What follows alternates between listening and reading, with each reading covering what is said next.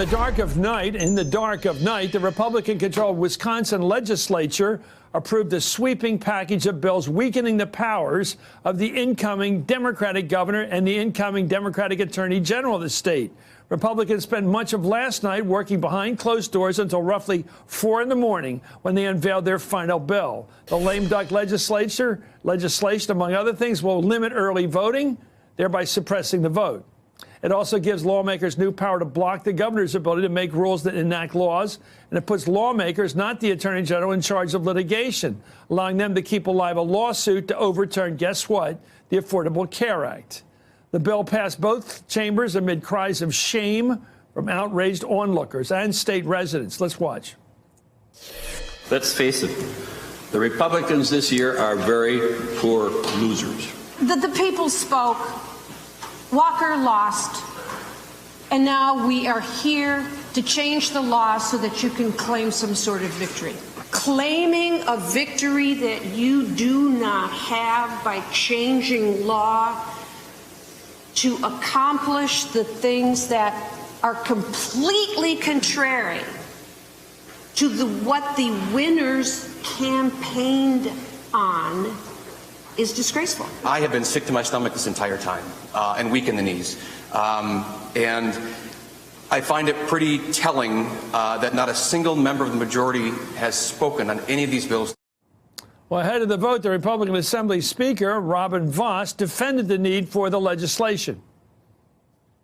We do not believe that any one individual should have the opportunity to come in and, with a stroke of the pen, eliminate laws that have been passed by our legislature. Any individual, he's talking about the new governor. Anyway, the bill now heads to outgoing Republican Governor Scott Walker's desk, who signaled that he'd, of course, support the bill. Senate Republicans in Michigan are advancing similar legislation during the lame duck session this fall. For more, I'm joined by Wisconsin State Senator, Assistant Minority Leader Janet Bewley, and Charlie Sykes, contributing editor at the Weekly Standard. Senator, thank you so much. Give us a sense of, is this something, now, I always looked at Wisconsin as one of the clean states, at least historically. It was progressive, obviously. It believed in good government, clean elections, honest votes, all the good stuff.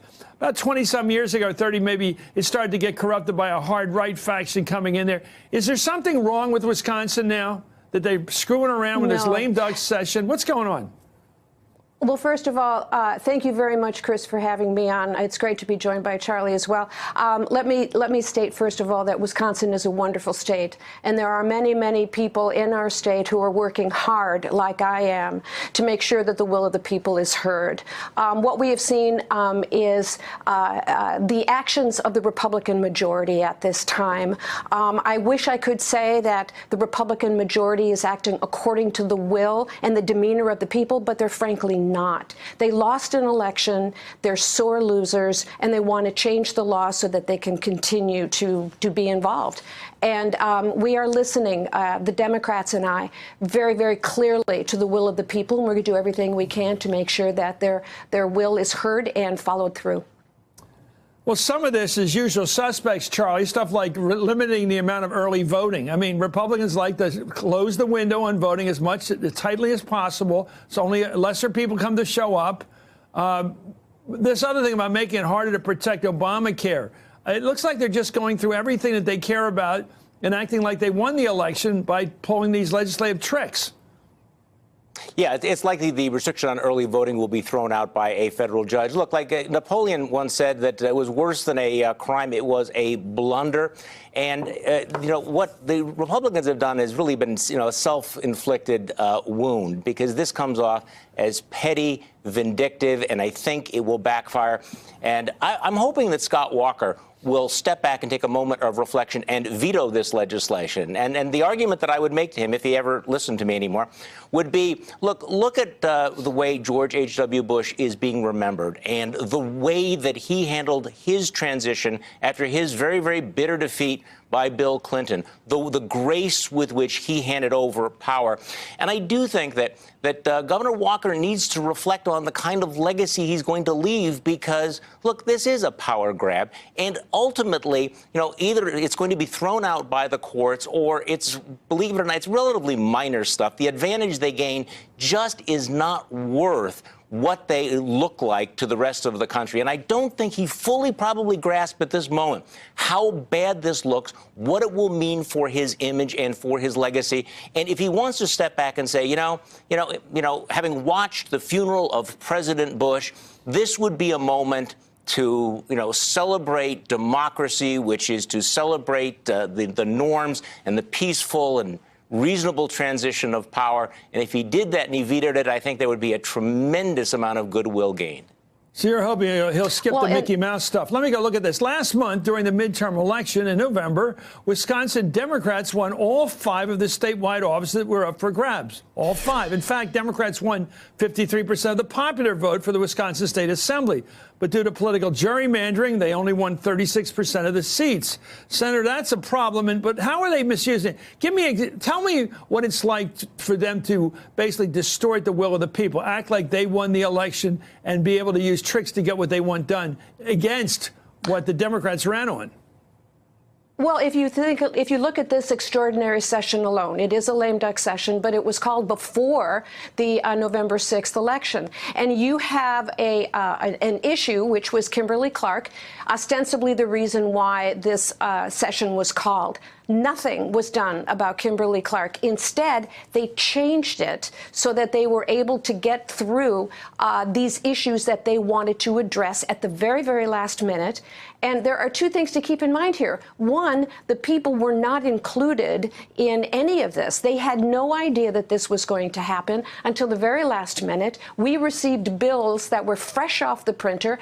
And not only that, once these bills are enacted into law, if the governor chooses not to veto them, we have great expenses. The amount of money that the lawyers who can be hired now by the legislature and the Senate, anytime the Attorney General does something they don't want, they can intervene.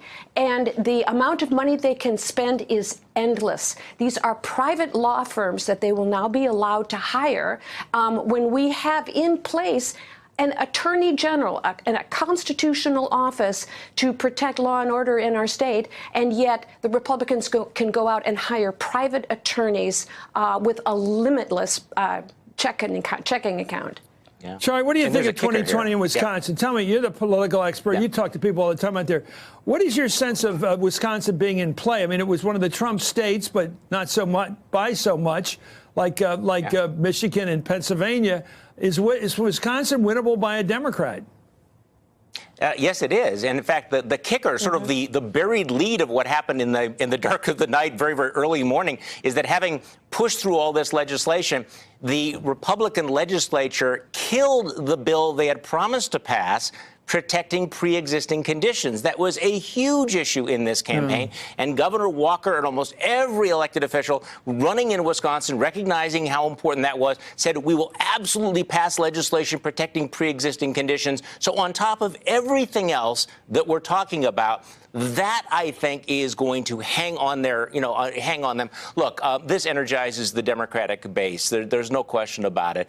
This poisons the atmosphere, and Wisconsin remains a purple state, and nothing the Republicans have done in the last 48 hours has strengthened their hand in 2020. Hey there, I'm Chris Hayes from MSNBC. Thanks for watching MSNBC on YouTube. If you want to keep up to date with the videos we're putting out, you can click subscribe just below me or click over on this list to see lots of other great videos.